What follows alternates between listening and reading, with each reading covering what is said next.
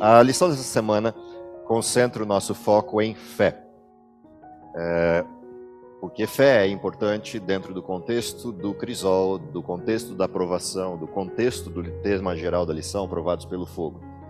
Se a gente reparou no desenho, semana passada, se tudo correu bem, o professor Eliezer trabalhou com vocês a questão da esperança, o foco nessa questão da esperança.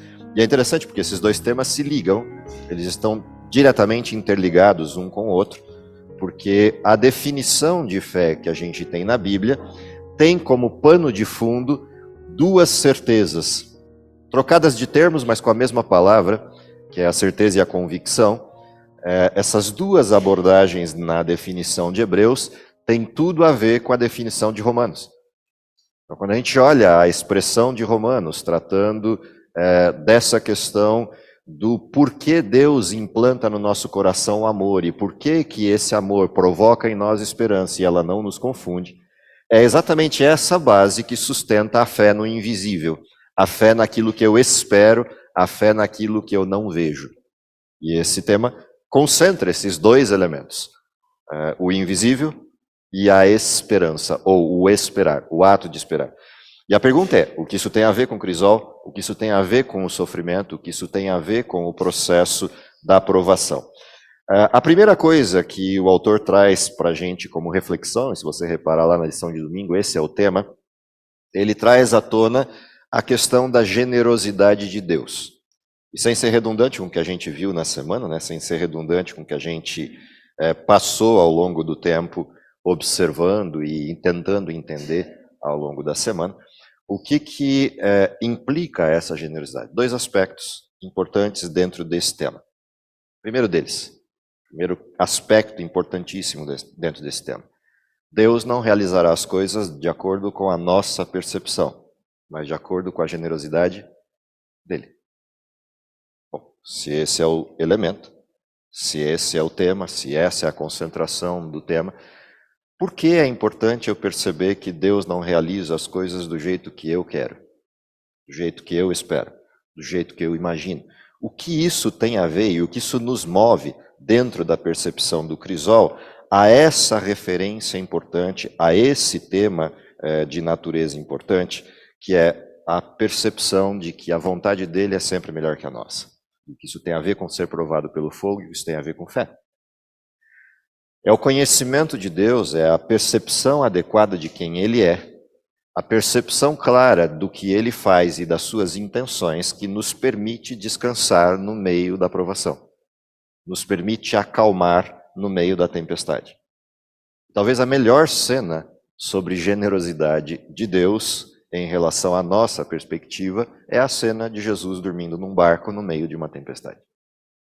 Ou seja, o mundo está acabando fora do barco, o mundo está virado de ponta cabeça, os discípulos não sabem mais o que fazer, gastaram todas as suas energias, forças e perspectivas de experiência de estar no mar, porque não é a primeira tempestade que eles enfrentam no mar da Galileia.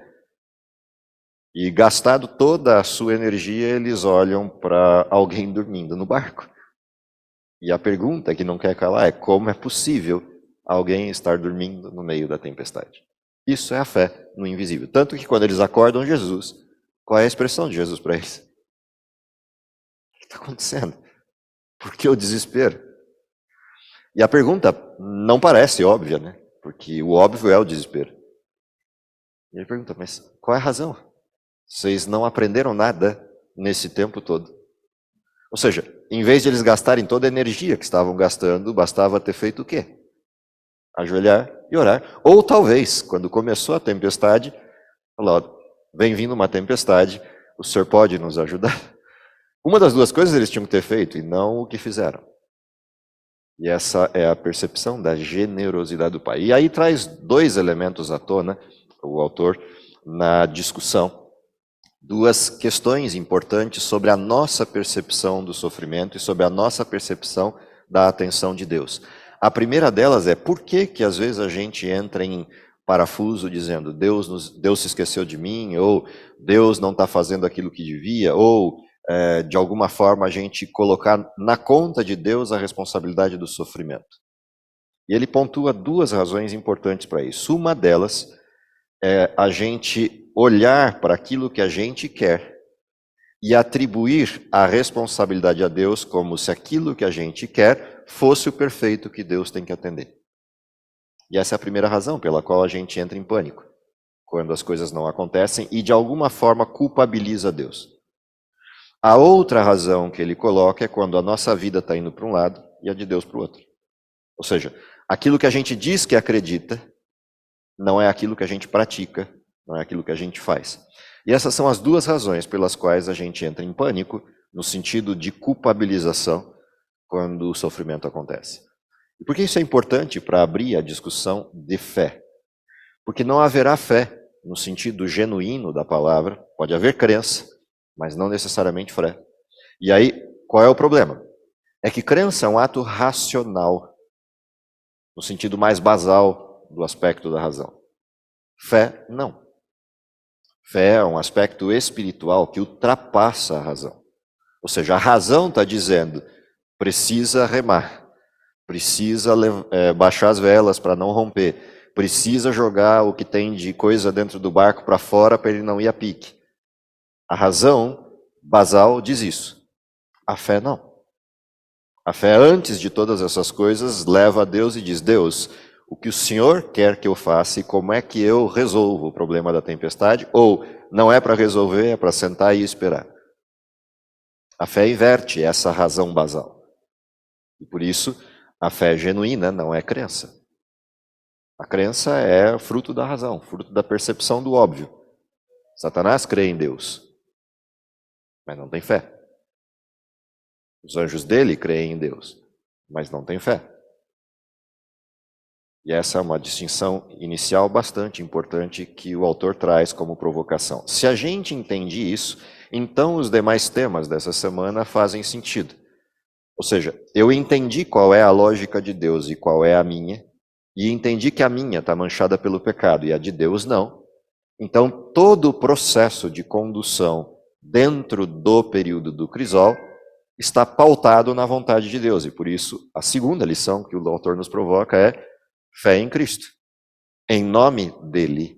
Ou seja, não é em meu nome, não é na minha competência, não é nas minhas forças, não é na minha razão. Não te estribes no próprio entendimento, é o que a Bíblia diz. Ou seja, é na razão de Deus, é no nome do Filho de Deus. E é em nome dele que a gente se aproxima a Deus e diz, eu preciso de algo. O problema é que para poder falar em nome de Cristo, ou seja, para poder pedir em nome de Cristo, algo tem que ter acontecido antes. Que é eu acreditar que o que Cristo escolheria é o que precisa ser feito. E por isso, eu orar em nome de Cristo não pode ser orar em nome de Cristo para as minhas coisas. É orar em nome de Cristo para depositar na mão dele a minha incerteza. E não tem como ir assim se o primeiro elemento não tiver ocorrido. Então, dentro dessa perspectiva é que Cristo dizia, tudo que vocês pedirem ao Pai em meu nome, ele vai conceder. E é tudo mesmo. Mas é tudo desde que seja em nome dele, na vontade dele. Ou seja, não é a minha vontade com uma chancela do nome de Cristo e Deus é obrigado a atender. Não, é a minha vontade depositada na vontade de Cristo e agora eu chego dizendo para Deus, não olhe para mim que sou pecador, olhe para Cristo e eu depositei nele a vontade, tudo que Cristo faria e que eu não sei, faça. Ou seja, é uma entrega dupla. Orar em nome de Jesus, ou seja, chegar para Deus e dizer em nome de Jesus, significa eu já me entreguei para Ele e estou me entregando para o Senhor. Faça-se a tua vontade. Esse é o desenho de oração. Esse é o desenho de fé dentro da aprovação. A pergunta é como é que isso é possível se eu não enxergo luz no fim do túnel? Na realidade é exatamente por isso. É porque eu não enxergo luz no fim do túnel, portanto, para mim não há luz, que eu entrego. Falo, eu não tenho como enxergar, portanto, tudo que eu pedi sem enxergar é loucura. Então, o senhor que está enxergando a luz no fim do túnel faz de acordo com o que tem que fazer, porque se eu tivesse sentado na sua cadeira, vendo o que o senhor está vendo, eu saberia escolher. Como eu não sei, o senhor escolhe. Esse é o desenho que se forma nesse conceito de fé. Quais são os elementos que Deus nos concede para eu ter certeza de que mesmo naquilo que eu não vejo, Ele pode ver e Ele faz corretamente as coisas? Então, a fé que Deus nos pede não é cega. O que Ele nos pede é quando eu estou cego, eu confio nele. Mas quando eu não estou cego, o que Ele pede para eu fazer? O que estava no título do introdutório da Escola Sabatina, provai e vede. Ou seja, quando eu não estou cego, ele diz, vem, arrazoe comigo, prove e vê.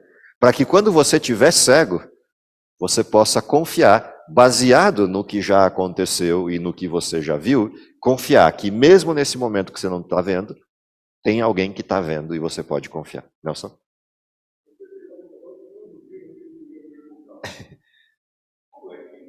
Pode ver o invisível. Se o invisível você não conhece, você não tem como ver aquilo que você não conhece, não tem nem ideia. Então, ver o invisível, eu gostaria que você abrisse um pouquinho mais esse raciocínio. Você começou a introduzir agora, já no finalzinho da tua fala agora. Como é que é possível isso? Como é que é possível sair desse ciclo? Porque é exatamente o nó da tua pergunta. De você enxergar aquilo que não é enxergável. Bom, a primeira coisa é que não é para enxergar. Não se trata de ver o invisível. Se trata de confiar de que alguém vê. Essa é a primeira coisa. Ou seja, eu não vejo e não verei o invisível. Há momentos em que Deus responderá a pergunta e, se responder, eu vou enxergar alguma coisa. Mas ainda assim, eu vou enxergar só o que ele respondeu. Eu não vou enxergar o resto. Portanto, não se trata de ver o invisível. Se trata do quê? De eu estar convicto de que aquilo que é invisível existe. De que aquilo que está para além da visão é real. Essa é a questão. Portanto, se você olhar a definição de novo, volta lá para o texto de Hebreus e olha com calma. Se você olhar a definição, é pela fé Moisés fez o quê? Abandonou o Egito, não ficando amedrontado com a ira do rei, pois permaneceu firme como quem vê aquilo, percebe? Não é vendo aquilo, é como quem vê aquilo que é invisível. Ele não viu. Quem ele viu? O sujeito que vê o invisível. E ele viu onde? Ele viu no visível, com perdão da redundância. É no tempo anterior de convivência, vendo o Deus do invisível com ele, que ele pôde confiar no Deus, no invisível que ele não vê. Por isso é que é como se ele visse. Ele não viu o invisível, ele não viu a terra prometida, ele não viu nada disso. Ele viu quem? Ele viu Deus. Só isso. É esse o ponto. Que existe um conhecimento prévio Sim. daquele que Sim. vai dirigir para lá. Não existe possibilidade de confiança sem esse conhecimento prévio. Okay?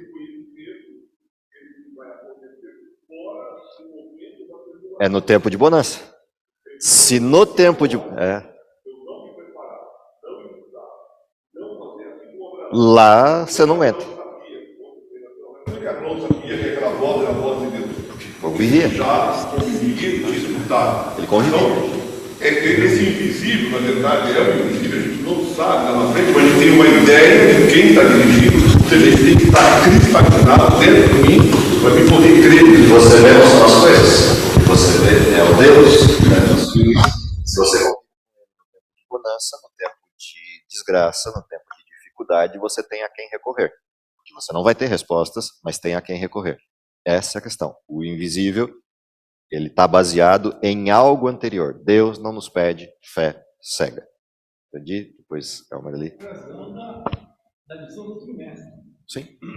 Esse é o centro. Antes do crisol é uma coisa. Depois de você ter passado a experiência com esse Deus, aí você vê o invisível. Foi a história de Jó. Antes eu ouvia, agora eu te vejo, sim, meu Deus. Então essa é a diferença do crisol, exatamente para estar nos chamando. Nós estamos na época desse mundo de começarmos a ver o invisível. Né, na verdade, sempre, a época sempre foi, desde o início. Aliás, amar a Deus sobre todas as coisas É a primeira haste da cruz e é o resumo de todos os mandamentos, para você poder amar ao próximo como a ti mesmo. Você tem que amar você, aprender a amar você primeiro. Se você não ama você, você não sabe amar nem o próximo. Amarás a Deus sobre todas as coisas, é a primeira grande regra. É ver o invisível. Sim.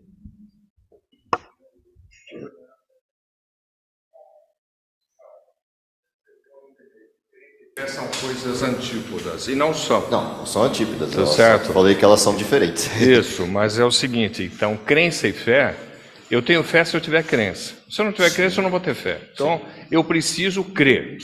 O problema de Satanás é que ele crê, ou ele acredita, mas dentro de uma atitude de rebeldia. Sim. Ele nega Então, depois a prática dessa exatamente. crença. Então, a fé só existe se houver uma crença. Senão, não. Senão é um fenômeno místico, Sim. não é? O grande problema de nós, seres humanos, é que nós temos uma racionalidade que foi posta por Deus e nós temos um pensamento cartesiano, causa e efeito. Então, dentro da causa e efeito, se nós não vivermos dentro de causa e efeito, a gente não consegue sobreviver. Então, o grande ponto é como a gente encaixa causa e efeito, minha atitude, minha crença e a fé. Isso é muito complicado. Sim, sim, sim. Então, para nós, seres humanos, é muito difícil. Existem pessoas que têm a parte que deveriam fazer dentro da sua vida, não fazem. E daí, a hora que eles abrem mão, perderam, não têm o que fazer, e falam, não, eu tenho fé, Deus vai agir. Tá certo? Então, isso é muito complicado. Sim. Então, o ser humano, se nós não agirmos na nossa vida, se nós não programarmos a nossa vida, se nós não tomarmos atitudes na nossa vida, a nossa vida vai ser um caos. Se o lavrador não lavrar a terra vai ser tomada por erva daninha. Não adianta falar, não, Deus vai resolver. Então, eu acho que o grande ponto, a grande dificuldade nossa como seres humanos é isso, entendeu? Então é evidente, se eu não tiver no momento de bonança um relacionamento com Deus, não é no momento da crise que eu vou resolver. É a mesma coisa, eu sou cirurgião. Se eu não me preparei na minha vida, não me capacitei para conseguir fazer uma cirurgia, se eu estiver frente a um baleado e esfaqueado, eu não vou saber o que fazer. A fé é a mesma coisa. Se na minha vida eu não desenvolver a crença, e a crença que eu vou desenvolver não com antagonismo, mas aceitando aquilo, no momento que eu passar pela crise, eu não vou saber. O que é interessante nessa observação, tem pelo menos duas coisas muito interessantes nela. Eu vou pegar a primeira, que está lá no início, só para deixar esse conceito bem sólido, e obrigado pelo alerta. A questão de não serem antípodas as duas estruturas, até porque a definição de processo de fé na Bíblia é: a fé vem pelo ouvir, e ouvir da palavra de Deus. Portanto, ela começa na crença e se desenvolve para a fé. E por que ela começa na crença, mas precisa se desenvolver pela fé? Porque a fé é um processo de relacionamento pessoal, que implica confiança e entrega. A crença é um relacionamento racional, que implica conhecimento e acesso. Então, Deus nos dá todo o conhecimento e acesso disponível para eu desenvolver a fé. Mas o próximo passo é meu. O próximo passo de desenvolver relação e confiança é meu. Então, eu preciso dar esse passo. Então, esse é o primeiro elemento importante. O segundo elemento importante da tua fala, que eu acho que é vital de realçar, é que, apesar do disparate, do não preparo, da não providência, do não processo, apesar disso, e apesar das consequências que virão disto, ele continuará sempre disponível à fé. E é essa a parte não lógica do fenômeno. Ou seja, mesmo você descendo ao nível de Judas, ainda assim ele vai perguntar: você tem certeza? Porque ainda tem saída. E essa é a parte fantástica da fé versus a crença, no sentido não de oposição, mas no sentido de que mesmo que eu não tenha desenvolvido todo o processo necessário, ainda assim, antes do abismo final, ele vai me perguntar, você tem certeza? Não quer voltar? As consequências virão, você vai sofrer todas elas, mas há saída. E isso é a parte fantástica do desenho, que é o que quebra a lógica da razão pura booleana humana, o cartesianismo da causa e efeito. Deus supera a causa e efeito, porque a morte de Cristo ultrapassa esse limite. Ou seja, isso não é razão para negligência, porque o sofrimento virá, e ele virá em dobro, porque eu terei o sofrimento em base e todo não preparo acumulando isso. Mas, ainda assim, ele estará do lado, dizendo, quer ajuda? Essa é a parte fantástica da fé. Eu li uma vez um livro de Homberger e me impressionou muito aquele livro, porque ele estava constantemente com Deus. E eu fiquei pensando como que isso pode ser na minha vida. Mas Deus, Ele trabalha com a gente. E é o que você falou, o primeiro passo é a gente ouvir Deus. A Bíblia diz que tem uma voz atrás de mim, mostrando este é o caminho que eu devo andar. Então, a gente não vai conseguir ver se a gente não ouve também. Então, começando pelo ouvir, mais tarde a gente vai ver. O interessante do Jim Homberg, quando você olha os textos dele, é que a história dele mostra exatamente esses dois passos, né? Ele desenvolveu uma crença muito sólida, conhecimento profundo da estrutura bíblica, das profecias, etc. Só que isso se tornou tão racional para ele que virou um pragmatismo barato, de discussões apologéticas da verdade. Até que ele se dá conta de que aquilo estava tornando ele cada vez mais frio, mais calculista, e juntada à profissão, né, que ele tinha, mais calculista ainda. Ele trabalhava na área do Nelson, o Nelson sabendo o que significa isso, essa racionalidade por trás de todo o sistema atuarial, né, que envolve seguros. Então, assim, chegou uma hora que ele falou, pera lá, não é por aqui. Eu preciso desenvolver, além de tudo aquilo que eu sei de cor, ou seja, eu sou capaz de explicar para qualquer pessoa todo o sistema profético, mas eu não sou capaz de explicar para eles o que é o relacionamento com Deus. E aí é que ele toma a decisão de pôr um pé no freio e falar, pera lá, eu preciso da segunda parte do fenômeno. E aí ele busca isso e dá o resultado naqueles dois textos que ele produziu enquanto livro. Então é interessante observar isso enquanto percurso, porque é a junção das duas falas aqui, né, no sentido de o que é ver o invisível e qual é a dinâmica desses dois pontos que o Elmer levantou. Mesmo com todo esse conhecimento teórico e o exercício da fé, da crença, estamos constantemente sujeitos a ter quedas. Isso é óbvio. No fundo do poço, e a misericórdia de Deus busca a gente lá embaixo de novo e põe lá em cima. Sim, é só olhar Elias. Se tiver dúvida disso, olha para Elias. Aí você vai ver os poços. Todos eles perfurados lá na caminhada de Elias. Tá? Um atrás do outro. Quer olhar poços, vai olhar Pedro. Vai ver os poços lá. Está tudo bonitinho desenhado. Ou seja, não é garantia perene. Ou seja, é diariamente. Ou seja, toma a tua cruz, cada dia. Bota nas costas e vem e segue.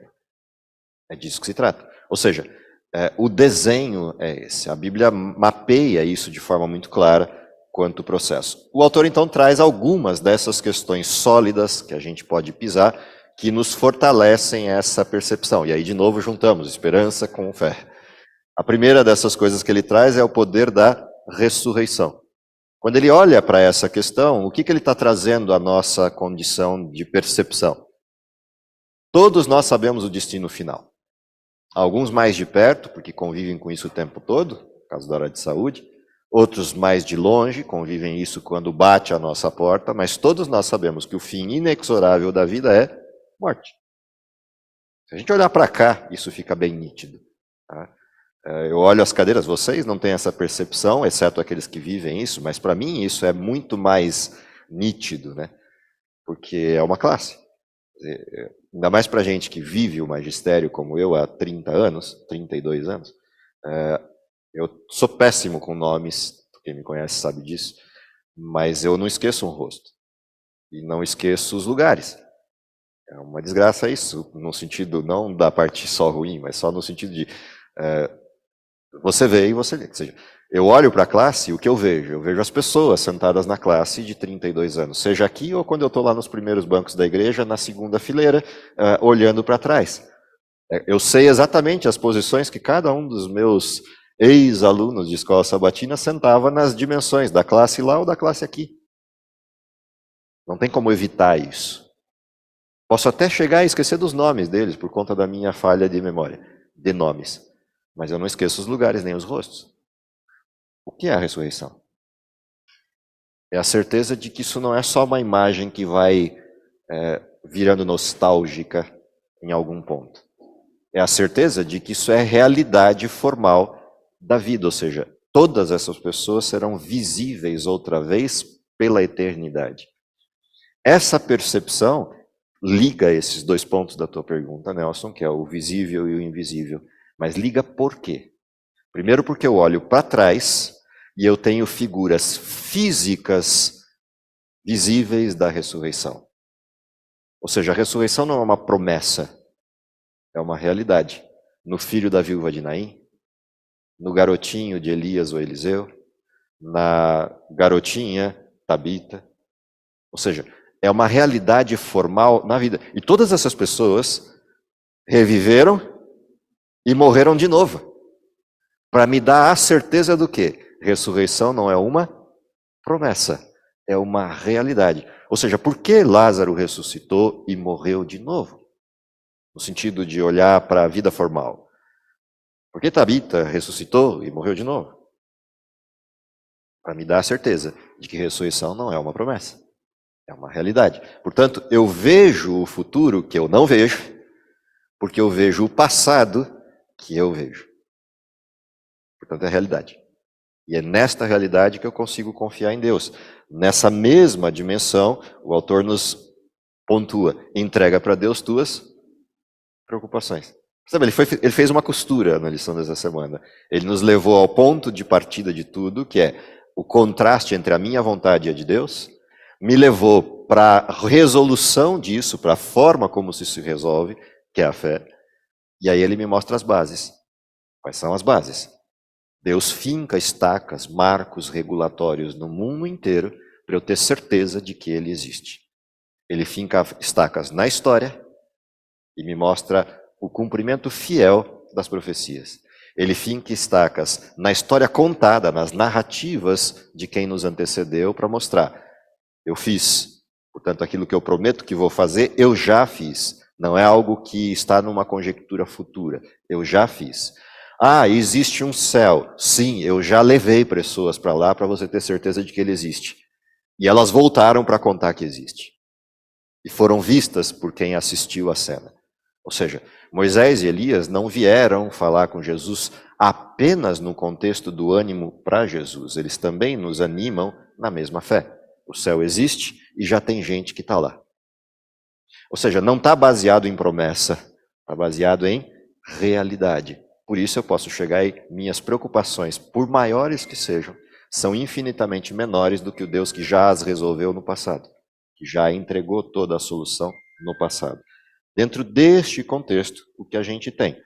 O autor nos fecha a discussão da semana, fiéis mesmo. E aí vem um contexto importante, que é a fé somada ao conhecimento que existia prévio, que possibilitou essa fé, gera fidelidade. Ou seja, gera prática. Não existe fé sem a prática. A fé sem a prática morre. Por isso o texto de Tiago é tão empolgante quando a gente fala de fé, mesmo que às vezes ele dê a impressão do oposto. Me mostra tua fé sem obras, que eu pelas minhas obras te mostro a minha fé. Ou seja, fé gera fidelidade. Porque é o resultado natural. Dentro dessa perspectiva da fidelidade, essa fé vai se tornando mais forte, que é o que o Herodi levantou como observação. Ou seja, Eu era um antes do processo da fidelidade, ou do processo de passar pelo exercício crucial da fé, e sou outro no day after, sou outro no dia seguinte. Essa percepção de eu percebia, entendia que Deus existia, agora eu vejo Deus, é a transição da fé para a fidelidade. E essa é a parte última do desenho. Aliás, essa é a essência do porquê o autor culmina na lição dessa semana com a parte mais importante de todo o trimestre. Daqui para frente a gente vai naquilo que a gente chama de tobogã ladeira abaixo, né? O autor fez toda a subida, chegou no auge, ao topo da lição essa semana. Na realidade, as duas semanas se somam. A da semana passada e dessa são o topo da montanha. Daqui para frente ele vai escorregar. Falou, tendo essas duas coisas e entendido o porquê de tudo isso, agora vamos para o que vai acontecer. São as próximas lições, fechando o trimestre, encerrando aí o nosso percurso. Vou terminar com o texto de sexta-feira. São textos interessantes para a gente manter a memória. Vou ler os dois. O primeiro deles diz assim, está lá no Profetas e Reis, Deus não disse que daria o Espírito Santo aos que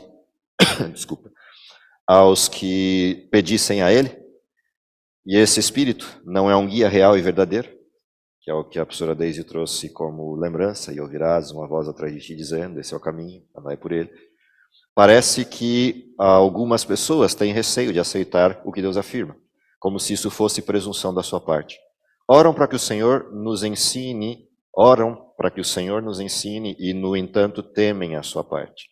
Oram para que o Senhor... Pulei aqui uma linha. Oram para que o Senhor nos ensine e, no entanto, temem acreditar na empenhada palavra de Deus e crer que temos sido ensinados por Ele. Contanto que nos dirijamos ao nosso Pai Celestial humildemente e com um espírito suscetível de ser ensinado, dispostos e ansiosos por aprender, porque havemos de duvidar de que Deus cumprirá a sua promessa? Nem por um momento devemos duvidar dele, desonrando-o desse modo. Quando buscarem conhecer sua vontade, a parte que lhes cabe no trato com Deus é crer que haverão de ser conduzidos, guiados, abençoados no cumprimento da sua vontade. Talvez duvidemos de nós mesmos, temendo interpretar mal seus ensinos, mas tornemos até isso um assunto de oração e confiemos nele. Sim, confiemos nele ao máximo para que o seu Espírito Santo nos leve a interpretar corretamente seus planos e atuação na providência. Portanto, tem dois aspectos importantes aqui. Um deles é, eu preciso orar para ter fé. E eu preciso ter fé enquanto oro. Ou seja, é um ciclo completo e constante. Porque a minha falta de fé, em alguns momentos, é motivo da oração. Deus me ajuda na minha falta de fé, porque pereço. E aí Ele me dá a fé, e aí eu oro pelo que precisa, na sequência disso. E vou nessa estrutura cíclica, mantendo a profundidade desse processo. Ou seja, qual é o caminho, qual é a saída para o tempo em que vivemos, para o mundo em que vivemos. Nisso vem o segundo texto dessa semana. A fé é fortalecida pelo conflito com dúvidas e influências opostas. A experiência alcançada nessas provas é de maior valor do que as joias mais preciosas. Testemunho para a Igreja, volume 3, página 463. O que eu espero é que nesse caminho, né, nessa subida que o autor montou até a lição dessa semana, a gente tenha entendido o conceito não só do crisol, mas o contexto do mundo em que vivemos e a única saída para tudo isso, que são essas duas lições que se juntam, a da semana passada e dessa. Entendido isso, então nós estamos prontos para o próximo passo, que é o que fazer daqui para frente, como viver uma vida a partir destes paradigmas, até que ele venha e o galardão seja entregue e tudo isso seja apenas passado. Um passado que nos fortaleceu, um passado que nos produziu o crescimento necessário, mas passado. E dali para frente é só alegria, é só paz, é só eternidade. Que essa seja de fato a nossa realidade, é o que eu espero para todos vocês e para mim. Vamos orar?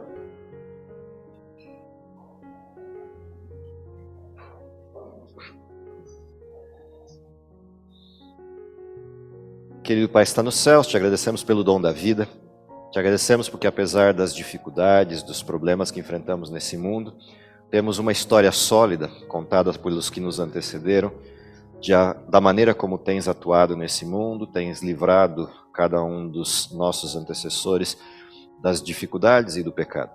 Te agradecemos porque tudo isso confirma a certeza de que as promessas são realidade e não apenas perspectiva, mas te pedimos fé suficiente que nos permita enxergar para além daquilo que a cortina do sofrimento e das agruras nos cega, e enxergar que por trás de tudo isso há um Deus de amor, um Deus compassivo, disposto a salvar, e principalmente que há um Deus de braços abertos esperando seus filhos retornarem para casa. Perdoa os nossos pecados, prepara-nos para o teu reino, é o que lhe pedimos por Jesus. Amém.